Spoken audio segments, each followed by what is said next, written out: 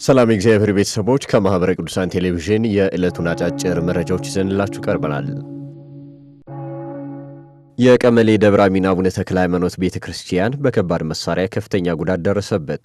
በሰሜን ወሎ ሀገረ ስብከት በቆቦ ከተማ ቤተ ክህነት አስተዳደር ስር የሚገኘው የቀመሌ ደብረ አሚን አቡነ ተክለ ሃይማኖት ቤተክርስቲያን በአካባቢው በተከሰተ ጦርነት ምክንያት በከባድ መሳሪያ ከፍተኛ ጉዳት ደርሶበታል። ይህን ተከትሎም የቤተ ክርስቲያኑ ጣራ ቆርቆሮ፣ ኮርኔስና መስታወት ሙሉ በሙሉ ከጥቅም ውጭ መሆኑ ተገልጿል። በተጨማሪም መገልገያ አልባሳትና መጻሕፍቱ መጎዳታቸውን ወረዳ ቤተ ክህነቱ አሳውቋል። የቀመሌ ደብረ አሚን አቡነ ተክለ ሃይማኖት ቤተክርስቲያን ሰኔ 6 ቀን 2013 ዓ.ም በሀገረ ስብከቱ ሊቀ ጳጳስ ብፁዕ አቡነ ኤርምያስ ቡራኬ ተመርቆ አገልግሎት እየሰጠ የነበረ ቢሆንም አሁን ላይ አገልግሎት መስጠት የማይችልበት ሁኔታ ላይ እንደሚገኝ ወረዳ ቤተ ክህነቱ አሳውቋል። መረጃው የሰሜን ወሎ ሀገረ ስብከት ሚዲያ ነው። በገላን ከፍተኛ ጥብቅ ማረሚያ ቤት የሚገኙ ታራሚዎች የሥላሴ ልጅነትን አገኙ።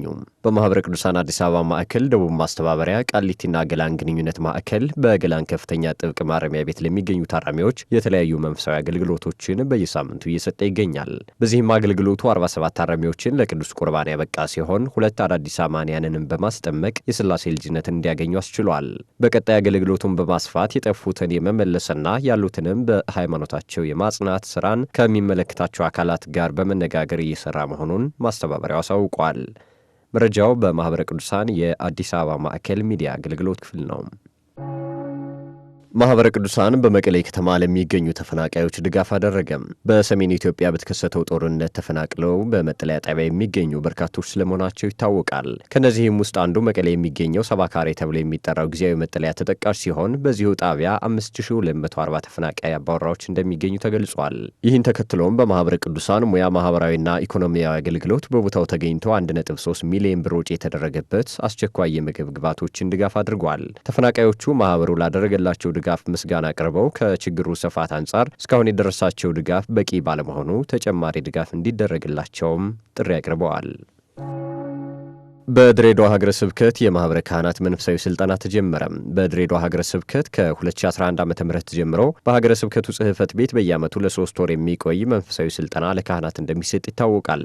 በያዝነው ዓመትም ይህ ስልጠና የቀጠለ ሲሆን የሀገረ ስብከቱ ሊቀ ጳጳስ ብፁዕ አቡነ በርተሎሜዎስ በተገኙበት ተጀምሯል። ስልጠናው ለሚቀጥሉት 3 ወራት የሚቀጥል ሲሆን ሰልጣኞች ትምህርታቸውን በትጋት እንዲከታተሉም ብፁዕነታቸው ጥብቅ መመሪያ ሰጥተዋል። የሀገረ ስብከቱ ትምህርት ክፍል ኃላፊ ሊቀ ብርሃናት ቀለመወርቅ ቢምረው በበኩላቸው ስለ መንፈሳዊ ስልጠናው አሰጣጥ ሰፊ ማብራሪያ የሰጡ ሲሆን ሰልጣኞች ትምህርታቸውን በአግባቡ እንዲከታተሉም አሳስበዋል። መረጃው የድሬዳዋ ሀገረ ስብከት ጽሕፈት ቤት ነው። በጎ ተግባር ልምድ ብቻ ሳይሆን ሃይማኖታዊ ትእዛዝም ጭምር ነው ሲሉ ቆሞስ አባ ኃይለ ማርያም አሳሰቡም። በማህበረ ቅዱሳን የገንዳ ውሃ ወረዳ ማዕከልና የደብረ ገነት ቅድስተ ማርያም ቤተ ክርስቲያን ሰንበት ትምህርት ቤት አባላት በመተባበር ከ150 ሺህ ብር በላይ ወጪ የሆነበት ድጋፍ አድርገዋል።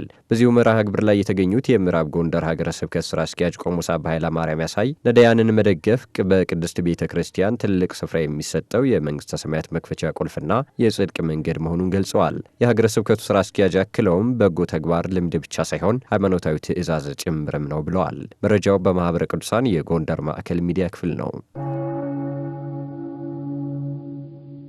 ለዕለቱ ያዝንላችሁ አጫጭር መረጃዎች የእስካሁኖቹን ይመስሉ ነበር። ከቀሪ ጣቢያችን መሰናዶች ጋር መልካም ቆይታ